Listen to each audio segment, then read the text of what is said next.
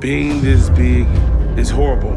Think of your worst pain and then stretch it out over day in and day out, every day. My life is so exhausted. It hurts. I'm stuck in this bed. Hey people, we are starting with Ontreon, and this is an absolute house of horrors. At 36, he's already battling congestive heart failure and severe diabetes, with doctors telling him he won't see 40. His life is a non-stop cycle of pain, so debilitating that just showering requires a pre-wash system because he can only stand for 5 minutes. This is a man actively disintegrating before our eyes. He's completely dependent on his wife and mother, trapped in a body that's failing him at every turn. I did know my father, but he was still not in the household. So I was raised by my mother, and she made sure that as a child I didn't want for anything. And I didn't realize until my later teenage years she struggled. So, what's the origin story here? Ontreon points to a childhood of immense grief, losing his grandfather and then his father, which led him to use food to fill the void. The trauma is real, but then comes the professional decline. He lost his job as a security guard due to his size and heart failure, which sent him into a complete breakdown. This is a textbook case of unresolved pain spiraling into a full-blown food addiction, a pattern where every emotional blow is softened with another plate of food, cementing a cycle of self-destruction that has cost him everything. Are you gonna want ketchup or? Of course I want ketchup. Cookies and cream. Ice cream, you're gonna have it after you finish. You want to eat? No, I want to have it now. And if there's one thing that's clear, it's that his environment isn't helping. Ontreon is at home, and his wife brings him a massive bowl of ice cream while he's eating dinner. Are you kidding me? This isn't just enabling on a scale that resembles a full-blown sabotage operation. His family is actively undermining any chance of progress, treating him like a child who deserves a treat. We can certainly see the dysfunctional family dynamic where love is expressed through food, creating an environment where addiction is not just tolerated but actively encouraged. Good. So, Antoine, who's this young lady with you? This is my wife. Well, good to meet you both.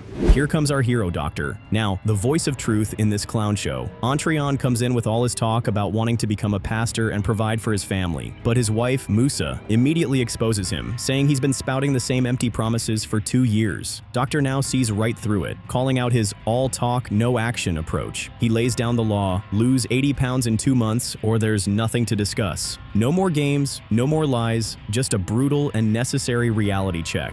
At least I lost something, but I guess I saw that coming. You can go to room 5. Not even close, but it's okay. Hello, how are y'all doing? Good. How are you doing? Good. And, like clockwork, Ontreon disappoints. He returns for his follow-up, losing only a pathetic 19 pounds, not the 80 he was ordered to. His wife then exposes his lies, revealing he's been drinking protein shakes and eating peanut butter against the plan, starting fights when she confronts him. Seriously? It's hard to believe it's a simple mistake because it seems like a deliberate choice to ignore the rules and do what he wants. He's actively sabotaging his own last chance from the very beginning, proving his words are completely meaningless when faced with the slightest inconvenience. The license and ordination. Minister, Ontreon, I anoint you in the name of the Father, the Son, and the Holy Spirit. For the recertification of your proclamation. And now, for a moment of hope, people, Ontreon has his graduation ceremony from the School of Ministry. It's presented as this huge, life-altering achievement, a new purpose that will surely motivate him to finally change. But let's be real here. What is actually going through his mind? Getting a diploma doesn't magically erase a food addiction. Knowing him, this feels less like a genuine turning point and more like another distraction that he hides behind while continuing the same self-destructive patterns. I'm not buying it for a second. Who is the young lady with you? This is my aunt. It's actually my mom's friend, but I call her Aunt Pat. Okay, so what happened to your wife? She gave up on you? No, she didn't give up on me. She had a couple of appointments and stuff, and so. After gaining weight despite being given another shot at it by Doctor, now Ontreon delivers an Oscar-worthy performance for Dr. Now, claiming he now wants to live and feels like he's making progress, despite the scale screaming otherwise. This is a masterclass in deflection. Ontreon isn't taking responsibility, but desperately attempting to spin a narrative of emotional growth to excuse his catastrophic physical failure. He's playing the "I've changed on the inside" card to avoid the cold, hard fact that he is actively choosing to fail. What a guy. Because not only did you gain weight, you're heavier than the first day. So it's been 7 months. And if we haven't made any progress, And nothing we have done has been able to wake you up.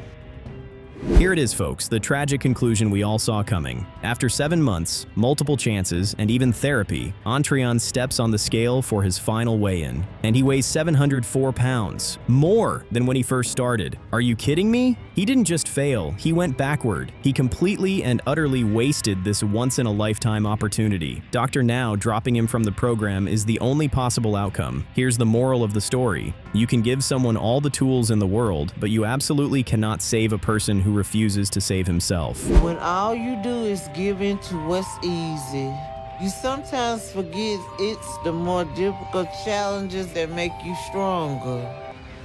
Lisa is at rock bottom, and she hates it there. She is completely helpless and bedridden, in so much pain that her own family, including her grandson, has to do literally everything for her. We're talking about her daughter having to bathe her, a process so agonizing it's hard to watch. It's an absolute nightmare of dependency and suffering. And get this, she has sores on her leg that have become infected with literal maggots from neglect and immobility. Lisa's story is a terrifying look at a life that has completely fallen apart under the weight of this addiction. I started out as a regular child, having fun, doing things, playing. I grew up with 5 brothers, and my dad always told us he loved us more because I'm the only girl. I'm spoiled, but my mom never said she loved me. I'm sure the question you're dying to get an answer to is, how did she get here? Lisa describes a childhood where her mother showed love by cooking anything she wanted, but also used food as a weapon, once forcing her to eat an entire cake as punishment. Are you kidding me? This is an absolute recipe for disaster. This twisted relationship with food was compounded by the trauma of her parents' divorce and the constant teasing from her own family, who called her fat ass. It makes sense now that for Lisa, food has become a source of both comfort and pain, creating a cycle of emotional eating that has defined her entire life. What she asks for or something similar, she'll just order it herself or call someone. Mama, you ready to eat? Yes. And if my mom doesn't get her way, everybody has to pay. But here's the twist. Lisa isn't just a victim. In fact, she's the one in control. Her daughter, Danielle, exposes her masterful manipulation, revealing that if Lisa doesn't get the food she wants, everybody has to pay. What is actually going through her mind? She will apparently curse, fuss, and even threaten to kick her own family out of the house. This is a dumpster fire of her own making. So even worse than her family enabling her, it's a family held hostage by her addiction, forced to feed the monster to keep the peace. This is wild. Hi, Lisa. I'm Dr. Nazardin. Hey, Dr. Nazardin, how are you? I'm doing okay. How about yourself? I'm still alive. Well, that's a good thing. So let me ask you a few questions to start. Yes, sir. Thank goodness Doctor now has arrived via Skype to be the voice of truth. He immediately cuts through the nonsense, diagnosing her severe lymphedema and calling out her terrible eating habits. Then he turns his attention to her daughter, Danielle, and lays down the law. She is the gatekeeper. She has to be strict with the diet no matter what. He warns Lisa that she's likely closer to 700 pounds and probably won't survive the year without serious changes. No sugarcoating, just a good old dose of reality for Lisa and her entire enabling support system. Tonight, Go away. Let me have my Coke. Bye. Open it. the doctor said you can't have carbonated drink. Hey, you said my diet start tonight. I want to finish drinking my drink. Well, it starts now. And here we go, everyone. Self-sabotage. Literally seconds after Dr. Now hangs up, Lisa's daughter tries to enforce the new rules by taking away her soda. And Lisa's reaction? Absolute refusal. She fights back, demanding her drink because the diet starts tonight. Are you kidding me? This is a deliberate, immediate rejection of the very help she just asked for. This moment perfectly captures the absolute weirdness of her mindset. She wants the results without any of the work, and the entitlement is just off the charts. So I'll hear her out, but that's about it. How you doing? Hi. Hi, you must be Lisa. Hello, how are you? Good, how are you?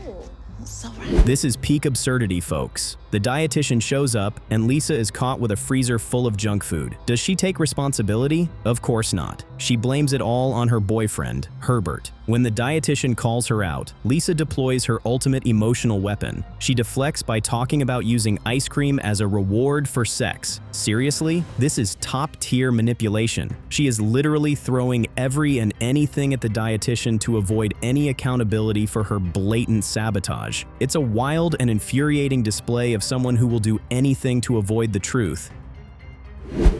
Hi, Lisa. I'm glad you made it here okay. I made it in one piece of a piece. All right, so how you been at home? Some days I feel good, some days I feel like crap.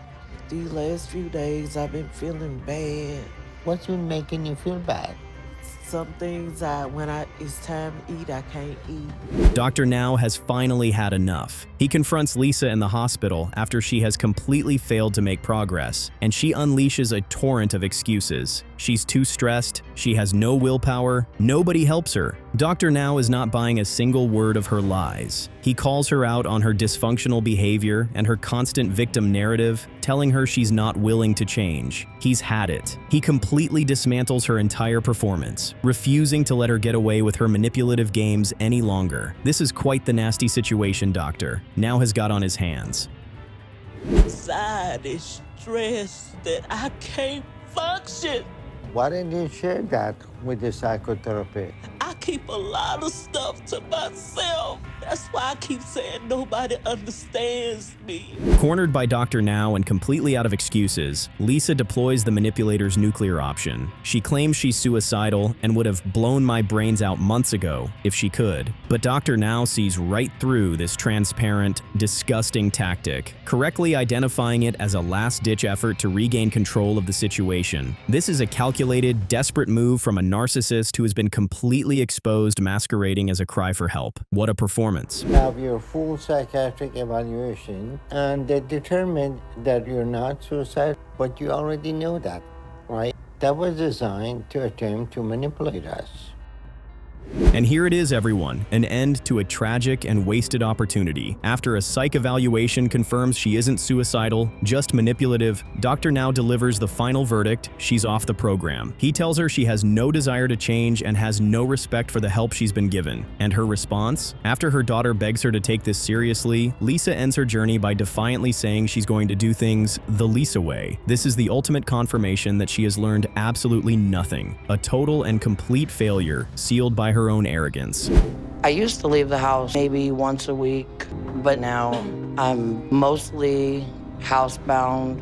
It's becoming harder to walk. Hold on to your hats because we are starting with Angie J, and this is a level of despair that is absolutely staggering. She is so immobile that her own daughter, Desiree, has to function as her full-time caregiver. Seriously? Angie feels like a monster, a non-human, trapped in a body that causes her constant agonizing pain. Just watching her try to get through a daily shower is an exhausting ordeal that leaves her completely spent. This is a slow, agonizing suffocation, and we're just getting started on this wild ride. I couldn't ever picture my life to be like it is. When I was a child, my life was hard. My mom was an alcoholic and my father was a drug addict. So, what's the origin story here? Angie tells of a childhood from hell, with alcoholic and drug-addicted parents, feeling completely abandoned and unprotected. Then, at just 8 years old, she was sexually abused by a family friend, and her own mother didn't defend her. Are you kidding me? This is the foundation of her dysfunction. Food became her only comfort, the one thing she could control. So we go from that unimaginable trauma to the woman we see today, a case of a broken person trying to bury her pain under layers of fat. All of us try and get the help. Justin said he'd do it. The only one who isn't sure yet is Desiree. She needs to move to Houston for treatment, but her daughter's boyfriend, Will, is hesitant. Does Angie handle this with grace? Of course not. She launches into a full-blown manipulative tirade, turning it into a loyalty test and forcing her pregnant daughter to choose between her and the father of her child. This pure emotional warfare cranked up to level 100. She literally tells her daughter, who is trying to save her life, that she will cost me my life. This is a masterclass in narcissistic manipulation. It's a lot, and it just became real. I just realized that I'm 39 years old, and that amount of weight, I'm worried that I'm not gonna have enough time to get rid of it. Thank goodness Dr. Now has arrived to be the one and only voice of truth. Angie walks in, weighs a shocking 292 kilograms, and immediately starts with the excuses about her knee preventing her from exercising. Dr. Now is not having it. He completely dismisses her excuses, points out that she's eating 6,000 calories a day, and then calls her out for what she is, a big manipulator. What a guy. He sets a clear goal: lose 20 kilograms in a month, putting the ball squarely in her court. No more excuses, get down to business. Hi, Dr. Now. Hey, how are you? I'm good, how are you? I'm doing great. So what's going on with you? I think that I'm doing okay, except I'm still drinking pop here and there. Well, that's unacceptable. If you want to change your life, you're going to have to sit with the doctor. After missing her 1-month follow-up, Angie calls Dr. Now 2 months late with a laundry list of excuses, blaming her husband for leaving her and creating financial turmoil. Are you kidding me? She completely failed to follow the plan, and now she's spinning this whole victim narrative. Dr. Now isn't buying it for a second. He sees it for the absolute foolishness it is and gives her an even harder goal: lose 100 pounds in 2 months. I'm not worried about how this is gonna go today, because I know I've... Angie, hi. Hi. Dr. Now gave me a bigger weight loss goal on my last call with him that he wanted me to hit. Just before her final, disastrous weigh-in, Angie is full of delusional confidence. She insists she knows she's lost a lot of weight because she's been starving herself. She even preemptively declares that Dr. Now's goals are unfair and that if he doesn't approve her for surgery, it's his fault, not hers. Her defiance is off the charts. It's clear as day that she's already building a narrative to protect her ego from the failure she knows is coming. This is insanely absurd and a crazy show of self-deception. Hello. Hi. How you all doing? Good. Good, how are you? How are you? I'm doing good. All right. In the past 2 months, you lost almost nothing. Just 9 pounds. So you want to explain to me why that is? Angie is back in Dr. Now's office, having failed her goal again, and her response is unashamed pettiness. She becomes completely belligerent, arguing about the weight loss numbers and insisting she deserved an easier goal. When Dr. Now stands firm, she gets defensive and combative. This is the rage of a manipulator whose tactics aren't working, not the frustration of somebody who genuinely tried and failed. Her anger and tears are a transparent attempt to deflect blame and paint herself as the victim of unfair expectations. It's a top-tier delusion on full display. Hello. Hello. How y'all doing? I don't know. I'm a mess. Things have just been hard, and I want to know why I'm here, so I'm just waiting to hear what you have to say. After months of lies and failures, Dr. Now confronts Angie with the results of her drug test. The truth bomb? She tested positive for narcotics. On top of smoking, he lays down the ultimate ultimatum. Weight loss surgery is off the table. Her only path forward is to enter a drug rehab program. If she refuses, she is done. This is Dr. Now pushed to the absolute limit by her lies and sabotage, and forced to take the most extreme measures possible. I don't even know what to say because I've never been mistreated like this in my whole life. It's extremely offensive and utterly unfair. I don't care what any of the reports say. Dr. Now is wrong. After Dr. Now gives her the ultimatum of rehab or nothing, what does Angie choose? She chooses to quit. She decides to go back to Ohio, wrapping herself in a blanket of self-pity and blaming Dr. Now for being unfair and disrespectful. This the ultimate act of a narcissist who cannot take responsibility. She had every tool, every chance, and she threw it all away because her addiction to food, drugs, and drama was more important than her own life. What an end to a complete clown show. Because I'm in pain all day, every day. My back hurts, butt hurts, my legs hurt. It's just the weight itself.